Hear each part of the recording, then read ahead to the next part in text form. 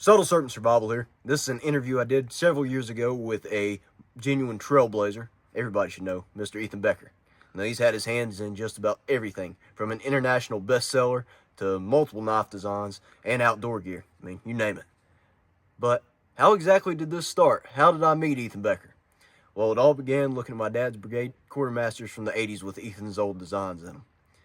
Then running around the woods with an original Becker Patrol pack or beating on a BK2. I was just absolutely infatuated with his designs. And then I actually got to meet him. And even at a young age, I noticed his character. And that's something that has a lot of weight where I'm from. And I'll just say, a lot of people are quick to talk about how great they are, but Ethan talks about the accomplishments of others. He wants other people to be successful. And I think that's just something that sets him apart from the pack. And I've been grateful to have a lot of experiences with him over the years, whether it was getting to see his joy of cooking with a meal by the campfire. I hope you all get that reference. Sitting in the shop discussing old knife designs and looking at prototypes. Or, well, I mean, one time I even got caught in a riot with him. So, you never know what you're going to get into with Ethan. But I digress. No matter what I'm doing with Ethan, I always learn something new. And I hope you learned something from this interview. Thanks for watching. Recently had the opportunity to interview Mr. Ethan Becker at Half Moon Ridge. If you haven't heard of Ethan Becker, you've probably not been around knives and gear long.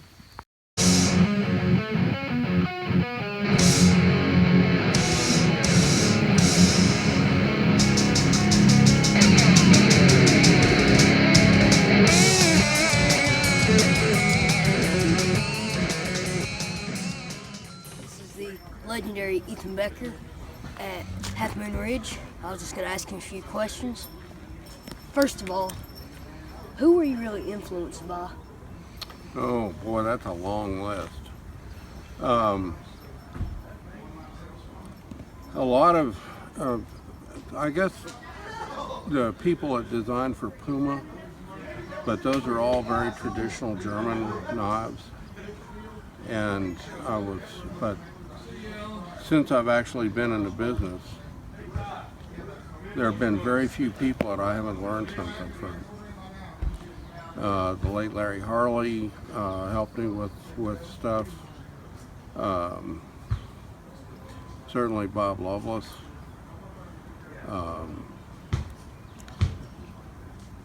Influenced, of course, Loveless influenced almost everybody. The Arkansas crowd, Jerry Fisk and Jim Kroll. You can't be around them without learning an awful lot. And but the list is so long. I mean, every knife I pick up influences the next thing I do, because every knife has something to teach you. And sometimes what it has to teach you is to put it down and to walk away from it as fast as you can. But that tells you something too. That's like the man said about who are your heroes. Well, I've got a lot of those, and they influence what I do. And also, I've got a long list of people I don't want to be like. And that's equally important.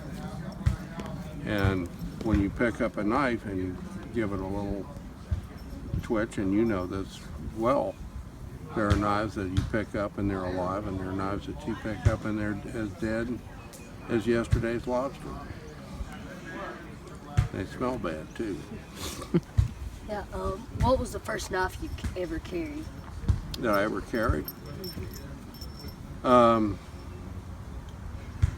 A cheap, back then, an inexpensive hardware store slip joint. Just about like everybody else my age. When did you make your first knife? Oh, I started modifying knives when I was about 12 or 13. And what happened was my mom had bought a set of Gerber knives, and they were steak knives, and they were essentially the Gerber Pixie with a long handle on it. and I'd seen the Pixies, and my brother had a Gerber White Hunter back when it was a full form aluminum, cast aluminum handle, and I wanted that knife so bad. I lost it once, and my brother was unhappy. He was 8 years older, and when he was unhappy, I was unhappy, if you get my meaning. And but anyway, I took those Gerber knives because she had put them in the dishwasher one too many times, and it had pitted both the blades and the handles. So she was throwing them away. I'm like, no, Mom, I can do something with those. So I started. I had a Dremel, and I had 8 blanks to play with. And then after that, I bought cheap old hickories or equivalents, and used those to modify both the blades and the handles, and trying to make them out to do something.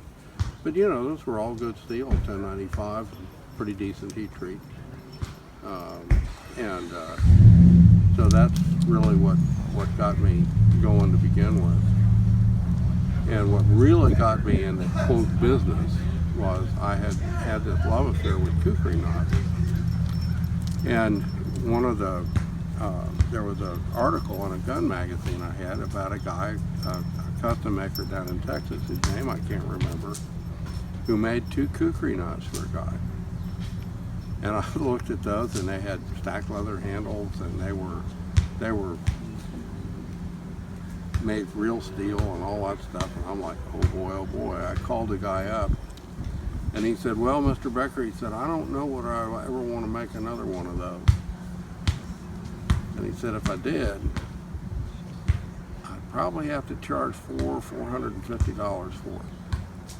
Well, this is 1973, 74 maybe. And I had, late 70s, and I had a little machine shop, because I was making mountain climbing equipment, and essentially was a little machine shop. Well, I'm thinking, $450, you know, that was a lot of money back then. It was probably $1,200–1,300 in today's money. And I'm thinking, I don't want it that bad, but I've got a bunch of heat treatable steel in the back, and I've got a bunch of dead trees in my shop. I can make one of those things, and that's what got me going. Yes. Did you modify your original Machax or the BK4 before you released it? I have to show you some of the original concepts up top at some time, because they don't look anything. First of all, they don't look like anything you'd ever want to own, and secondly, they don't look anywhere near what the finished product is. Yeah. Why don't you go ahead and talk a little bit about the BK29, the Moses buoy? I want to know a little bit about that. Sure. There were two drawings that were submitted to me. The one that was based on my design, and one that was based on Jason Moses' design. So there was a little bit of a screw up at the factory, and they made the wrong knife. And it turned out to work better than what I'd come up with. And I'm like, well, darn. So that's basically how that happened. The Moses Bowie is much closer in design concept, or style, not the concept, but the style than mine.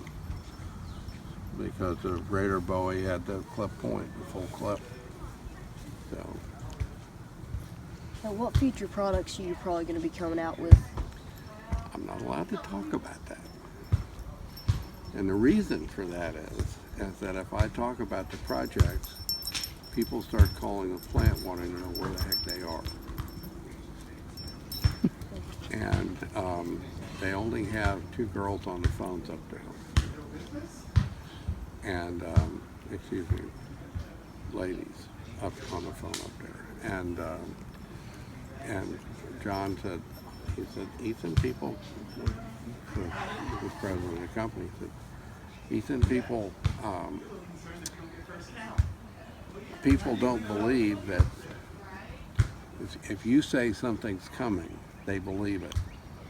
And if it doesn't come, they get abusive, and it's never your fault, it's our fault. So shut up. So, okay. Because I know the ladies on the phone, and I like them, and I don't want them to be yelled and screamed at. Okay. Well, that concludes our interview. Thank you. All right. Thank you very much. Good to see you. My journey began with my dad carrying me around in his Becker Patrol pack. My dad's owned Mr. Becker's knives since the Blackjack days through Camless and to K-Bar today. These knives have been reviewed to death, but I'll go ahead and show you some of our Beckers. The BK20, BK29, BK21, BK4, BK5, BK2, BK15, the Escobar, and the BK16. And on my side here, I have the BK9. One of my mom's favorite bags, the Becker filled bag. She uses it all the time.